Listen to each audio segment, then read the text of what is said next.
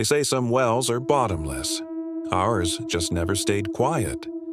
The first time I heard it, I thought it was the wind. A low note pressed into the boards of the old farmhouse, a sound you feel in your teeth more than your ears. But when I stepped outside, the wind died and the note didn't. It was coming up from the stone circle in the yard, from the well. A hum, pure and steady, like a mouth that didn't have lungs but somehow never needed to breathe. I should have walked back inside. I should have pretended I hadn't heard it. Instead, I leaned over the stones and whispered, "Hello." The hum rose a half step, answering. I didn't tell anyone at first. The farm had too many problems to add singing water to the list. The roof needed patching. The pump clogged with iron. Dad's tools rusted faster than he could use them. We kept the well covered with a round of wood and a chain for safety, but the chain rattled at night. The wood would shift.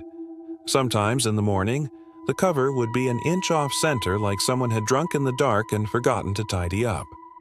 One night I took my phone outside. "Proof," I said aloud, as if proof could make a thing normal. I held the phone over the stones. The hum stayed steady, neither louder nor softer, patient as a heart. When I played it back inside, there was only silence. No hum, no wind. Just my breath and the chain lightly tapping the stone. The well didn't want to be recorded. It wanted to be heard. Days grew into a habit. Feed the chickens, check the mail, avoid the property tax notice, stand by the well for a minute that turned into 5. You don't realize you're listening until you catch yourself humming in return. It was Mother who heard me first. "You've got a tune stuck," she said, wiping her hands on a towel. "What is it?" "I don't know," I said, and meant it. The melody had no edges, just a curve that didn't end. She leaned her head like you do when a kettle's almost boiling and frowned. "I don't hear anything," she said, and went back to stacking plates. That night I dreamed the well didn't have water. It had a throat. The next day, the hum changed. Not higher, not lower, closer. I stepped out and the yard felt like a church when someone holds a note too long and the air begins to shine. The chain lay slack. The cover not just crooked, but pushed aside. A neat half-moon of wet on the stone where something had rested and then slid. I pulled the cover back. "Don't," I told myself. "Don't. I looked. There was no water. Not at first. Just the inside of the world, made of stone and darkness, and a sound that made the hairs on my arms stand up like grass in a storm. Then the surface found the light and returned it in a way that wasn't reflection, but recognition. It saw me. It sang my name. Not the name I gave people. The name Mother used once when I was sick and small and didn't know what fever meant. The secret name that lives in your bones. I dropped the cover so fast my fingers burned on the chain. Inside, I told myself I was done. No more. I shut every window. I pushed a chair under the back doorknob like we were expecting wolves. 3 days without going outside was the most peace I've had since the well began humming. On the 4th, the sink tap made a sound like someone blowing across a bottle. On the 5th, the refrigerator hummed in the key of the well.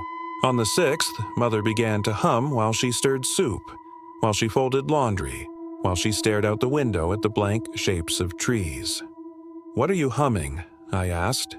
"I don't know," she said, and her mouth kept making the shape of the note without her. I called Mr. Harris, the neighbor who thinks everything can be solved with tools, and a story about when he was younger. "Sounds like a pocket of air down there," he said, "groundwater trapped, or a pipe singing." He came over with a coil of rope and a flashlight. We pried the cover aside and he lowered the light carefully. Careful, like people are when they think something might bite. He whistled. "That's a deep one." The beam caught the slick shape of stone, the ribbed interior lined by hands with more patience than time. It didn't catch a bottom. "Old as the house," Mr. Harris said, approving. "Older, maybe." We both listened. The hum had gone polite, quiet. "Do you hear?" I started. "Hear what?" he said. and I swallowed the question like a coin. After he left, the sound returned. Louder. Closer. I tried to fight it the way you fight any habit. Noise-canceling headphones. White noise. The radio turned to talk shows where people argue and everyone loses. It threaded itself through all of it. A bass line under my day. At night, the well sang through the house, through the bed frame, through the hinge of the door and the pipes in the wall. I put my hand on the mattress and felt the note in the springs like a live wire. On Sunday, I walked to the church at the edge of town. It's small, white, too bright inside when sunlight hits the floor and makes saints out of dust. Pastor Ruth listened without smiling, without the kind of face adults make for frightened children. Some things call, she said. Not everything that calls should be answered. What do I do? Name it, she said. Things that hide in sound don't like to be named. What is it? She sighed. I don't know. I'm saying that sometimes saying, I hear you, is better than pretending you don't do you see? I stood by the well that afternoon and said, I hear you. The hum paused like a surprise guest at the door. Then it returned, softer, almost shy. For a week I tried to bargain with it.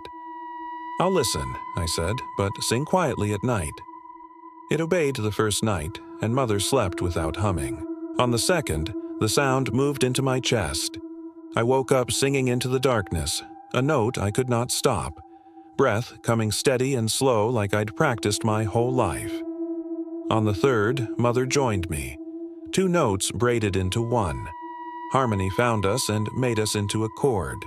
By Friday, we couldn't speak without the tail of the hum curling the ends of our sentences. When the mailman came by, he set the bundle on the porch quickly and stepped back like we were contagious. Everything all right? He called. We're fine, I said, and the word fine slipped into the note like a fish into a stream and swam away. That night, I dreamed again. Not of a throat this time, but of a mouth at the bottom of the world. It wasn't open to feed. It was open to call. Something under the fields was singing to be found. I went to the library and asked for maps. Old ones, the kind that show the bones beneath a town, rivers that used to be there, names that used to be spoken. In the 1894 plat map, our land was marked with a little circle and the word spring. In the 1931 survey, the word was scratched out and replaced with well. In a newspaper clipping tucked into the back, a farmer's wife wrote a letter to the editor. The sound keeps the cows from milk and the babies from rest. If anyone knows a prayer for water that sings, send it to Paper Street, to the house with no number. I found Pastor Ruth in the grocery aisle and showed her the clipping. She made that face she hadn't made before, the one adults make. We used to bless wells, she said softly. We used to ask them to stay in their lane, water to the thirsty, quiet to the sleepers, no more, no less. Can you bless it now? She stared at the floor where the scuffed linoleum reflected a hazy version of us.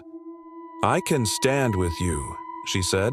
Sometimes that's the same thing. We went to the house at dusk. The hum greeted us like a dog too eager and too large for the door. Pastor Ruth touched the stones with the flat of her palm and said a short prayer that didn't use grand words. Let this house be a house, she said. Let this well be a well. Let the living hold their song and the water hold its quiet. The note quivered. It didn't stop. It's listening, she said. I don't know if it can obey. That night, the melody changed. Under the single, held note, a second sound arrived. Thin, distant, like something far down a tunnel making itself small so it doesn't scare you. I couldn't sleep. Every time I almost drifted, the second sound would move, and my heart would follow it into the dark. Near 3 a.m, I gave up. I took the cover off. The chain pooled like a spill of dull silver. Please, I said, and I did not know if I was begging the well or the part of me that wanted it. Please be quiet. The hum lowered. Not off, but down. Then it did something it had never done. It asked, not in words, but in shape. in the way a question makes space for an answer. "What do you want me to sing?" I should have said nothing. I should have closed the cover and walked away. Instead, I gave it the little song Mother used to sing when we were small and storms came fast over the fields, a tune with 3 notes and a turn at the end that feels like a hand finding yours in the dark. I hummed it. The well caught it. And for the first time since it began, I felt peace. The house held the note like a sleeping thing holds breath, and for a few minutes I thought we could live with this.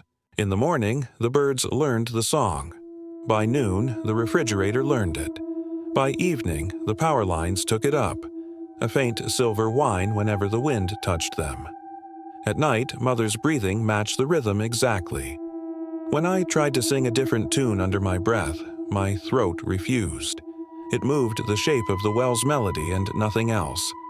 This is how you know something has its hooks in you. Your choices narrow until the only door left is the one it holds open.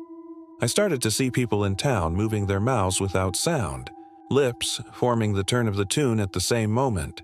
The cashier at the feed store, the kid on his bike counting baseball cards, Mr. Harris on his porch, foot tapping to a rhythm he didn't know he knew.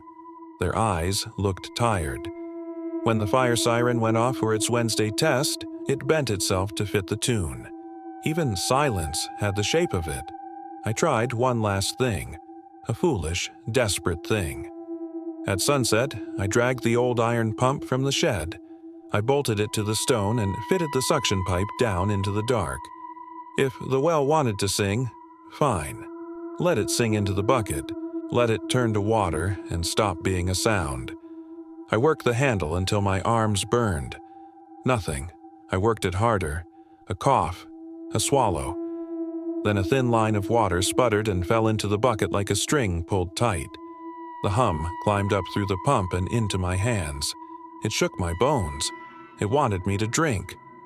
I lifted the bucket, and the song became a plea. Please, please. I tipped the bucket onto the ground. The water soaked into the dirt so fast it looked like the earth was thirsty. The hum cut off like a radio switch.